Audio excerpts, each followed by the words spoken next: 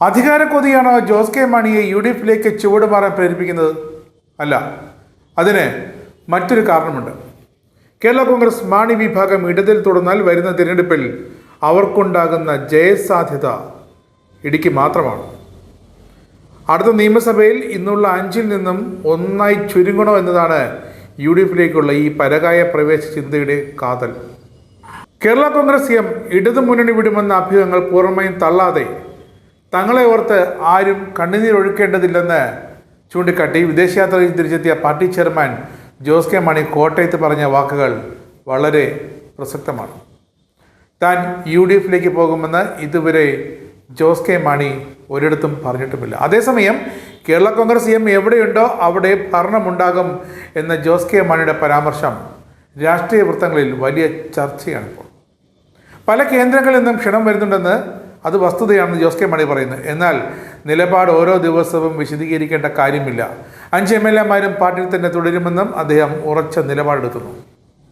ഇനി എന്താണ് LDF വിടുന്നതിലേക്ക് കേരള കോൺഗ്രസ് എമ്മിനെ പ്രേരിപ്പിക്കുന്നത് എന്ന് നോക്കാം.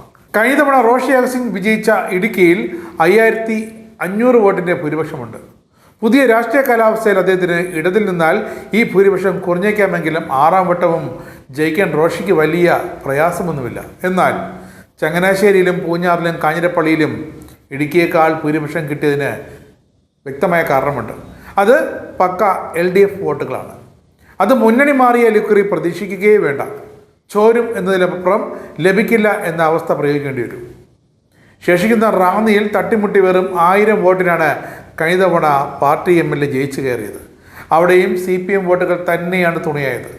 അതിനാൽ അല്പമെങ്കിലും രാഷ്ട്രീയം അറിയാവുന്നവർക്ക് ജോസ് കെ മാണിയുടെ പാർട്ടിയുടെ നീക്കം അധികാര കൊതിയാണെന്ന് പറയാനേ പറ്റില്ല. വാസ്തവത്തിൽ ജോസ് കെ മാണിയുടെ പാർട്ടി കേരള രാഷ്ട്രീയത്തിൽ അഡ്രസ്സ് പോകാതെ നോക്കുന്നൊരു പാർട്ടിയാണ്. പിടിച്ചു നിൽക്കാൻ വേണ്ടി മാത്രമാണ് ഈ കൂറുമാറ്റ സാധ്യത പരിഗണിക്കുന്നത്. കഴിഞ്ഞ തവണ LDF നൽകിയ 12-ന് പകരം 6 കിട്ടിയാൽ പോലും UDF-ൽ അവർ തൃപ്തരാണ്. പക്ഷേ പാലയും ചങ്ങനാശ്ശേരിയും കടുത്തുരുത്തിയും ഏറ്റുമാനൂരും ഒന്നും കിട്ടാതെ അവർ എങ്ങനെ UDF-ലേക്ക് ചെല്ലുമെന്നത് വല്ലാത്തൊരു ചോദ്യമാണ്. കഴിഞ്ഞ ഇടതു തരംഗത്തിലും കോട്ടയം ഇടുക്കിയല്ലാതെ മാണി ഗ്രൂപ്പിന് കാര്യമായി ഒന്നും ചെയ്യാനുമായില്ലെന്ന് CPM-നും വ്യക്തമായി. അത് വ്യക്തമായത് ഇത്തവണത്തെ തദ്ദേശ തിരഞ്ഞെടുപ്പ് കൂടി ഒന്ന് കടന്നുപോയപ്പോഴാണ്. അതും ഈ കൂട്ടിക്കിഴിക്കളികളിൽ വളരെ പ്രധാനമാണ്. അപ്പോൾ എവിടെ ഭരണമുണ്ടോ അവിടെ ജോസ് കെ മാണിയും പാർട്ടിയും ഉണ്ടെന്നല്ല, എവിടെ ജോസ് കെ മാണിയുടെ കേരള കോൺഗ്രസ് എമ്മുണ്ടോ അവിടെ ഭരണമുണ്ടാകും എന്ന വളരെ സുപ്രധാനമായ നിലപാടാണ് ഇപ്പോൾ ജോസ് കെ മാണി എടുത്തിരിക്കുന്നത്.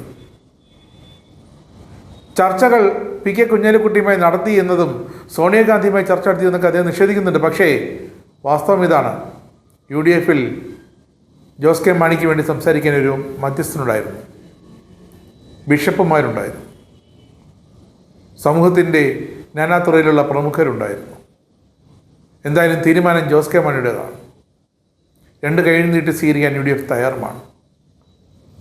ഉപാധികളുടെ വ്യവസ്ഥകളുടെയാകും ഉറപ്പായും ജോസ് കെ മാണിയും കൂട്ടരും UDF-ലേക്ക് വരുന്നുണ്ടെങ്കിൽ വരിക. ആ ഉപാധികൾ അംഗീകരിക്കാൻ UDF നേതൃത്വം തയ്യാറാണെങ്കിൽ ജോസ് കെ മാണിക്ക് പിന്നെ തിരിഞ്ഞു നോക്കേണ്ട കാര്യവുമില്ല.